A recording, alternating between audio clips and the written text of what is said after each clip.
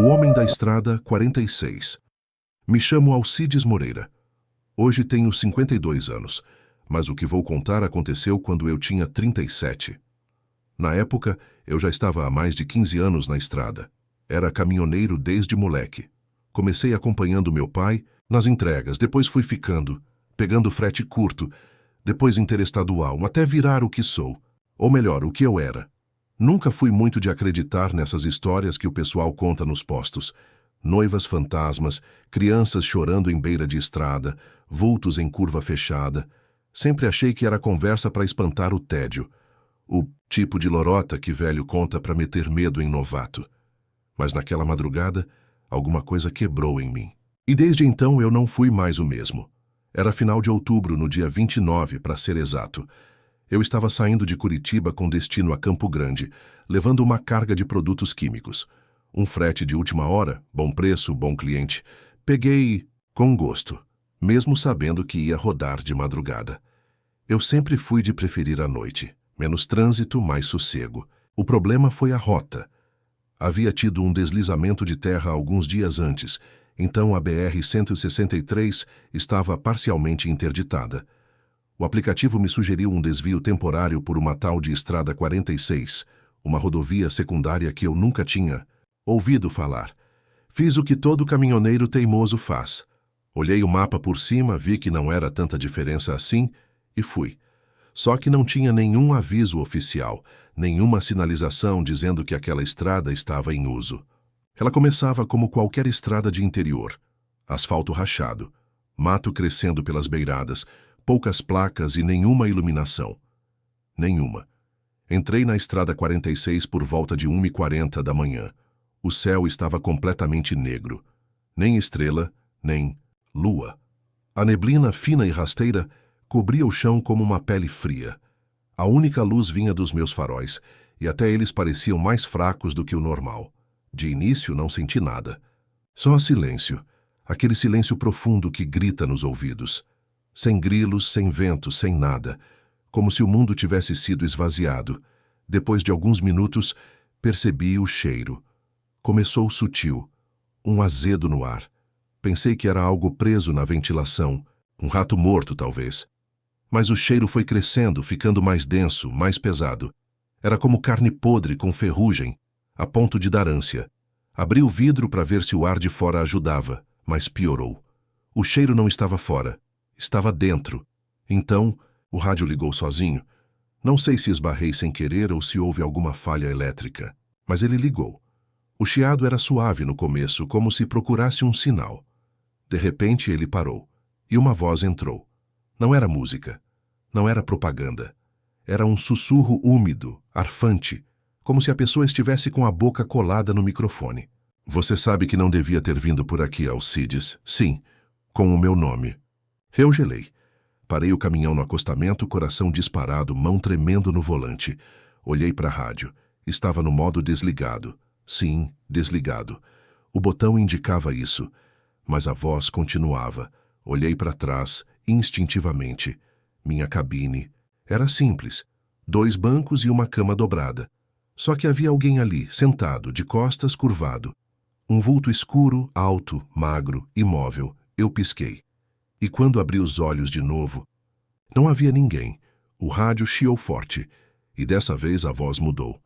Era mais baixa, quase infantil. Ele já está com você, e ele tem fome.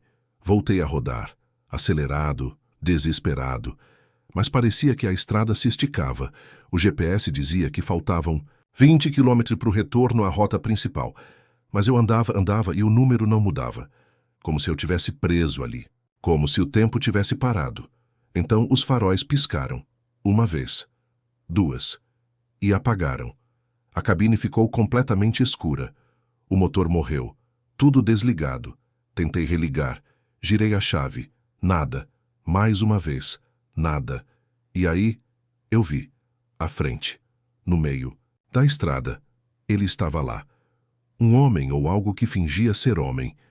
Alto. Muito alto. Corpo fino demais, terno preto, antigo, pele cinzenta como cera fria, e o rosto, ou melhor, a ausência de rosto. Nada, nenhum olho, Nenhum traço humano, só um liso perturbador como uma máscara de carne. Ele não se mexia, apenas estava ali, esperando. Eu estava paralisado, mas o motor ligou sozinho. Os faróis acenderam, e o caminhão começou a andar. Eu não pisei no acelerador. O veículo foi sozinho, indo em direção ao homem. Gritei. Puxei o freio de mão. Pisei. No freio com tudo, nada adiantava. Quando o caminhão atingiu onde ele estava e ele desapareceu, como se evaporasse. Então, o rádio explodiu em gritos. Mas não gritos normais. Eram vozes que eu conhecia. Minha mãe, meu pai, minha ex-mulher, meu filho pequeno, todos gritando meu nome, chorando, implorando. Sai daí, Alcides! Corre! Meu filho! Não olha para ele, a voz do meu pai foi a última. Ele quer você, ele quer te levar para o lugar que ninguém volta.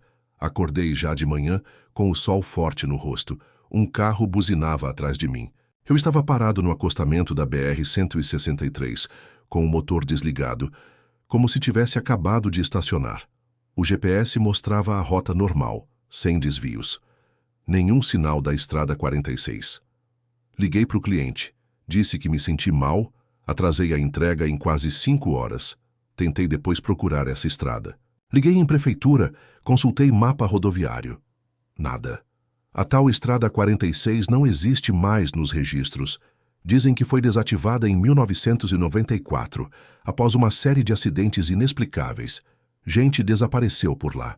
Caminhões achados abandonados, com portas abertas e carga intacta. Nenhum motorista, nem cadáver, só os caminhões. Hoje, eu não dirijo mais à noite. Não passo mais perto daquela região.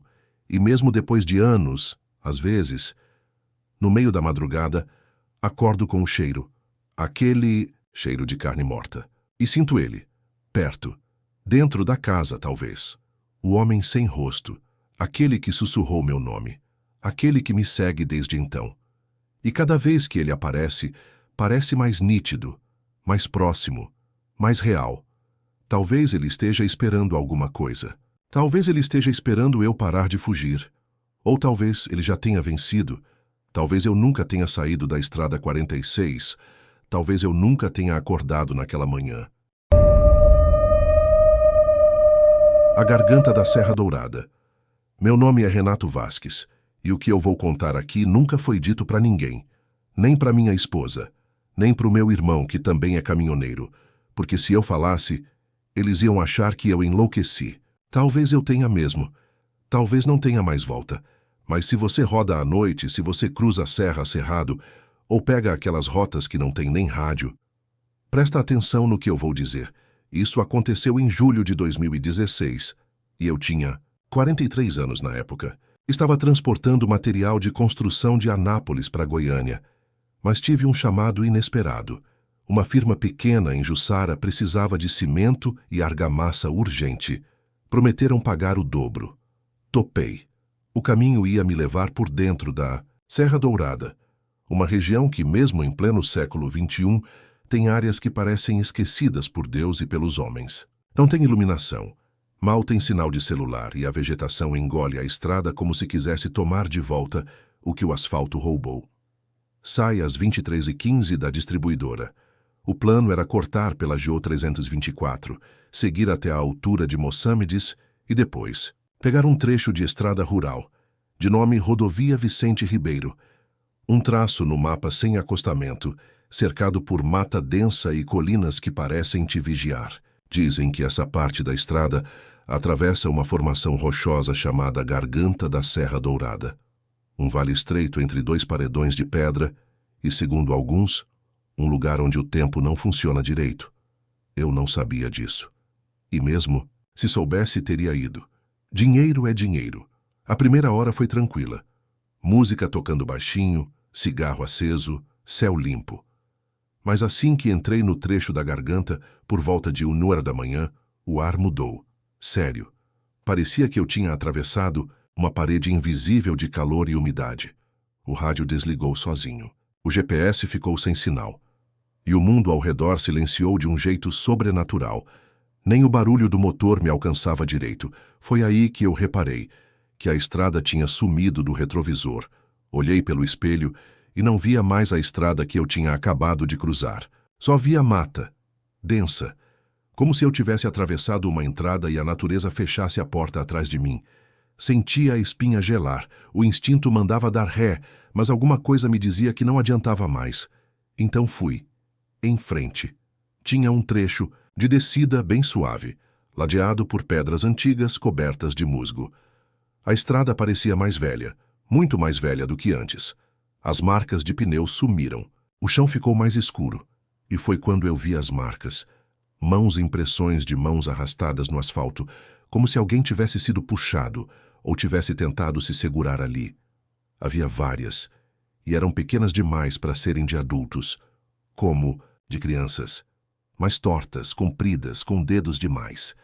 Tentei acelerar, mas o caminhão ficou mais lento, como se estivesse carregando mais peso. O motor roncava alto, mas a velocidade não aumentava. Foi aí que a cabine esfriou. Um frio súbito, cortante, como se tivesse aberto um freezer. E algo respirou atrás de mim. Juro, uma respiração baixa, ofegante, quente, molhada. Eu me recusei a olhar. Mas meus olhos se moveram sozinhos até o retrovisor. E ali, sentado na cama dobrada, estava o que eu só posso descrever como um menino, ou a casca de um menino, magro, sem pele, os músculos à mostra pulsando. Os olhos eram fundos, pretos, imóveis, e a boca não tinha dentes nem língua, só se abria como um buraco profundo sugando o ar. Ele não falou. Ele só me olhava. A estrada seguia cada vez mais afunilada, como se os paredões de pedra fossem se fechando. O sinal do celular reapareceu por um segundo, e eu aproveitei para ligar para minha esposa. Ela atendeu. Disse alô 3 vezes. E então ela começou a chorar. Um choro infantil, gutural. E uma voz entrou na ligação, uma voz que era a minha. Renato, sai da estrada. Ele não quer você. Quer o que você carrega. Desliguei. Coração batendo no pescoço. Olhei para o painel. A carga mostrava peso extra. Mais de 1 tonelada além do que eu carregava. Como se eu tivesse pego algo, ou alguém no caminho. Comecei a ouvir vozes, sussurros embaixo do caminhão, como se alguém se arrastasse preso ao chassi. Chutes fracos na lataria. Risos, pequenos, distorcidos. Pisei com tudo no acelerador. Fechei os olhos por um segundo. Quando abri, eu estava na entrada de Jussara.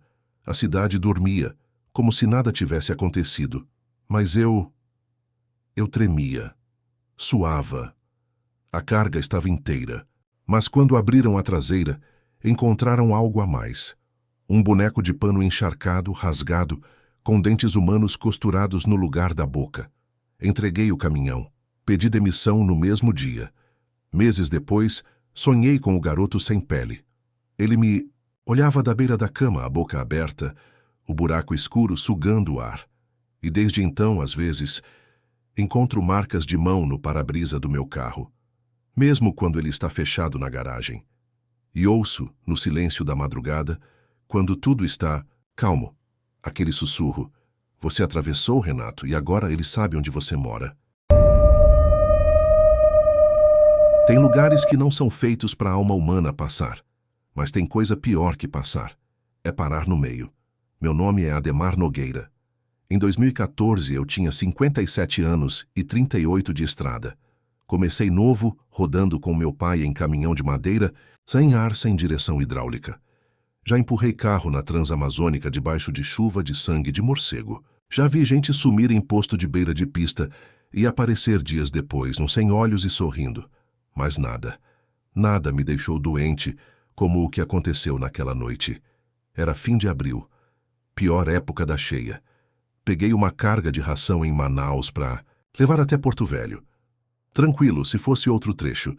Mas a maldita BR-319, aquele fio de asfalto esfarelado atravessando o pulmão do mundo, aquela ferida pulsante no meio do mato, sempre teve fama de engolir caminhão inteiro, literalmente.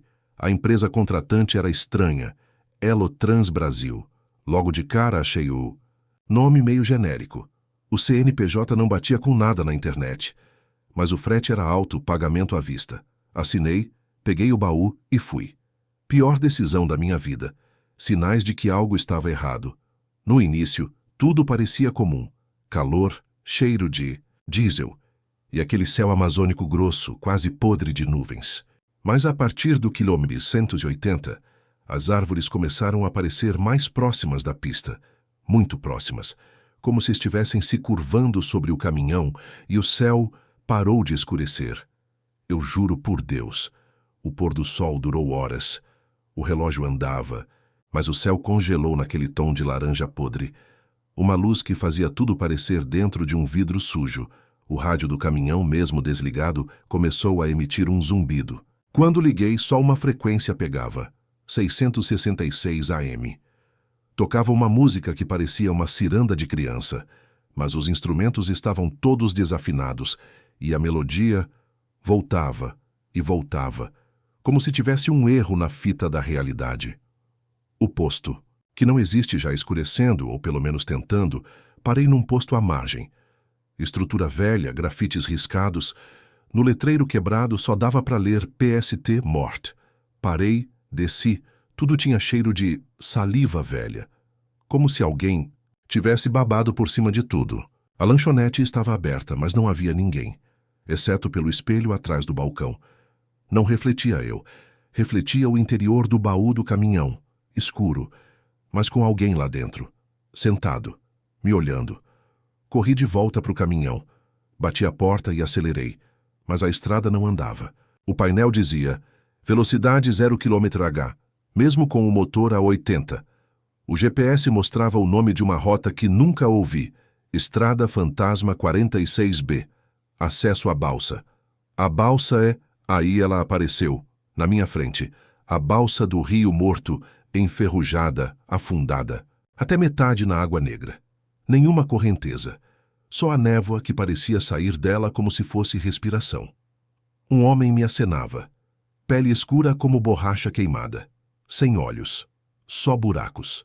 Usava um crachá rasgado escrito Elotrans, condutor de almas. Carregando memória viva? Ele perguntou. Eu não entendi, mas respondi que era ração animal. Todo mundo carrega algo que fede mais do que bicho morto. Subi na balsa. A travessia começou sem motor, sem barulho de água, sem vento. Era como se o tempo tivesse sido apagado. O rádio ligou sozinho. Agora era a voz da minha mulher, gritando, mas ela morreu em 2007. Ela gritava o nome da nossa filha. Ana, Ana, volta, não vai com eles! O rádio chiava. E então ouvi um barulho vindo do baú, tum, tum, tum. Peguei a lanterna e fui até atrás. Abri a portinhola lateral. Lá dentro tinha uma criança sentada no meio da carga, sem pele, com os olhos da minha filha. Você me esqueceu aqui, pai, naquela curva, no rio. Eu morri com você dirigindo. Você esqueceu. Agora você é a carga.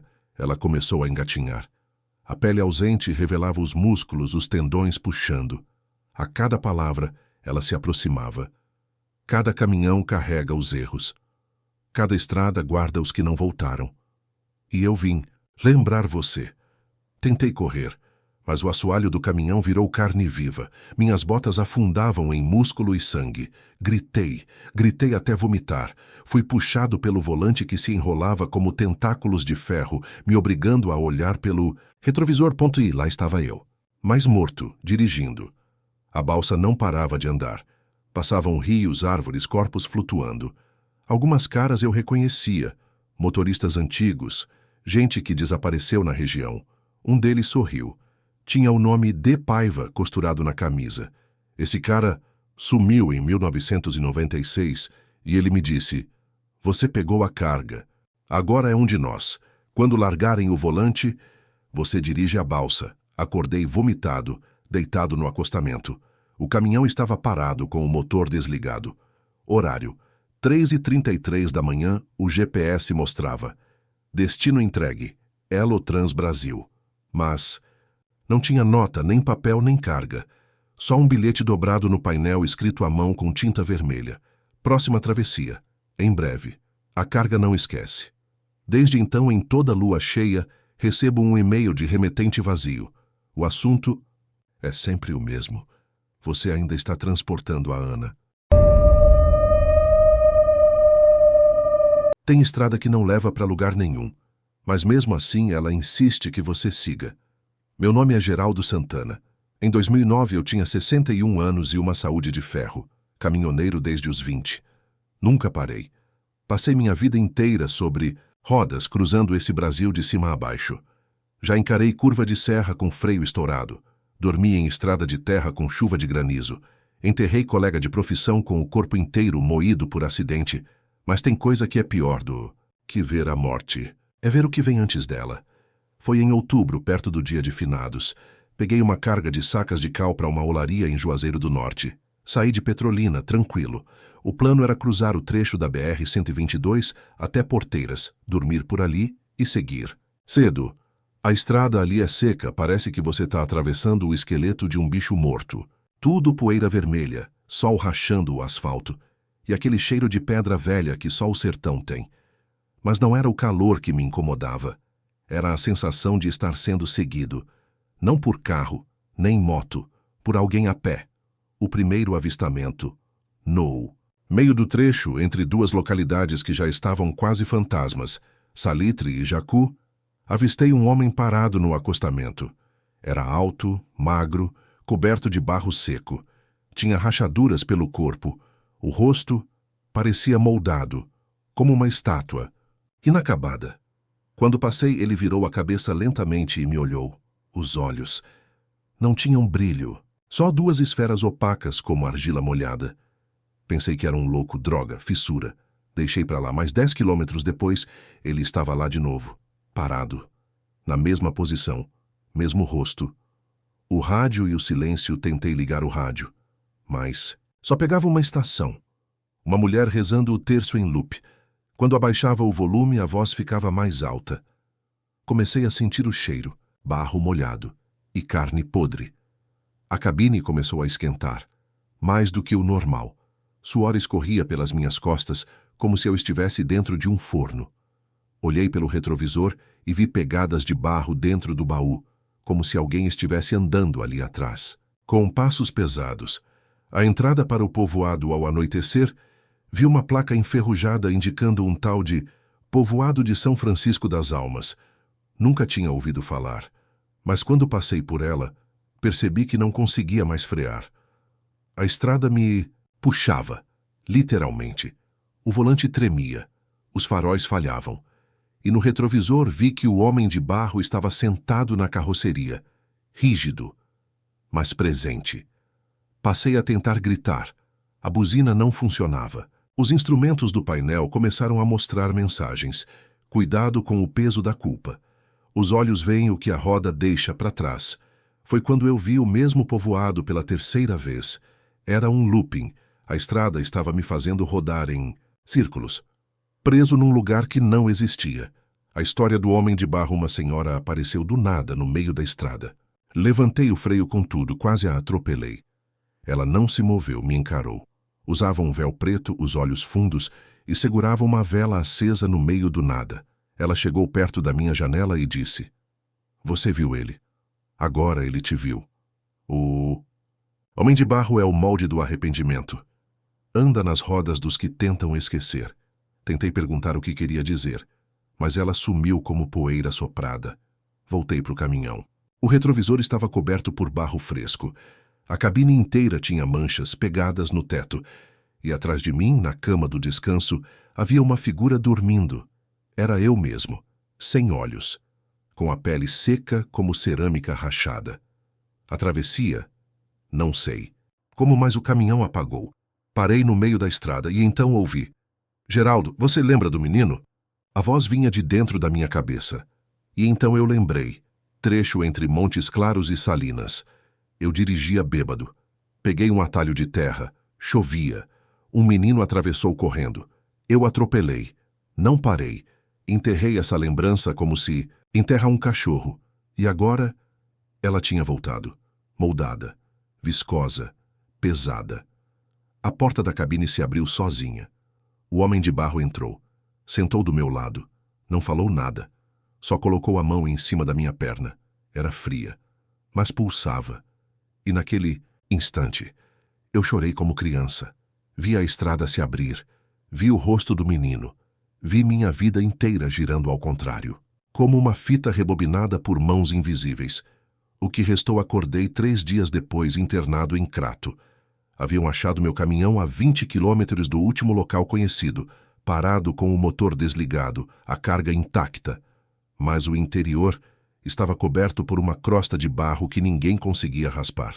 Tiveram que queimar os bancos. No banco de trás, os bombeiros acharam um objeto. Uma máscara de barro rachada, com a minha expressão de pavor. Desde então não rodo mais, mas o barro me persegue. Quando chove, o cheiro volta. Quando sonho, volto para o povoado. E toda vez que passo por um espelho, vejo o homem parado atrás de mim. Na estrada, a gente aprende a lidar com o sono, com o perigo, até com o medo. Mas ninguém ensina a lidar com o tempo que para e olha de volta para você. Meu nome é Edivaldo Lima. Em 2011, eu tinha 49 anos. Rodava o trecho da 242 havia quase uma década. Conhecia cada buraco, cada barranco, cada posto com banheiro confiável. Ou quase. Era meu ganha-pão, minha casa, meu inferno e minha igreja. Caminhão era mais do que veículo. Era casulo e caixão ao mesmo tempo. Naquela semana, eu estava levando uma carga de vidros industriais de Goiânia para a Feira de Santana. Peso médio, mas muito cuidado. O problema começou depois de Barreiras, numa madrugada de lua cheia, com o céu estranhamente limpo demais. Nada de vento, nada de grilo, nada de sinal no rádio. Só eu, o ronco do motor e um trecho de estrada que parecia não acabar nunca. O Marco Zero, Calmune 66665. Eu sei como soa, mas eu juro, tinha uma placa escrita Calmune 666 em tinta vermelha, quase como grafite. Não existia esse marco na 242. Já tinha rodado ali 1000 vezes, mas naquela noite ele estava lá, cravado no chão, apontando para uma curva que eu nunca tinha visto. Ela não seguia o traçado do asfalto. Era como uma costela extra da estrada, saindo como se o próprio chão tivesse crescido. Curva larga, inclinada, com marcas de pneu que desapareciam no escuro. Na placa estava escrito: Curva das Horas Mortas, uma vez por vez. Achei que era algum tipo de pegadinha de caçador de lenda urbana. Mas o GPS apontava ela como o novo caminho mais rápido. Nunca vi aquilo antes contra o bom senso. Entrei. A estrada que mastiga o tempo logo nos primeiros 500 metros, o painel do caminhão começou a falhar. O relógio digital travou em 0417. Os ponteiros do analógico começaram a girar sem parar, feito ventoinha. E aos poucos, o mundo ficou mais lento. Acelerar não fazia diferença. Pisava fundo e tudo parecia passar em câmera lenta, como se eu estivesse dirigindo dentro de um aquário. E então, ouvi a primeira batida no teto da cabine. Tum, tum, tum. Olhei para cima e o teto começou a inchar, como um pulmão respirando. O tecido do forro parecia pele, quente e viva. E o cheiro era de óleo queimado e ossos fervendo. Parei, desci. O chão estava estranho. O asfalto era espelhado. Mas o reflexo mostrava outra coisa. Mostrava a cabine vazia. E lá no banco do passageiro, um homem velho, desidratado, usando meu uniforme. O posto fora do tempo mais adiante, apareceu um posto. Sem nome.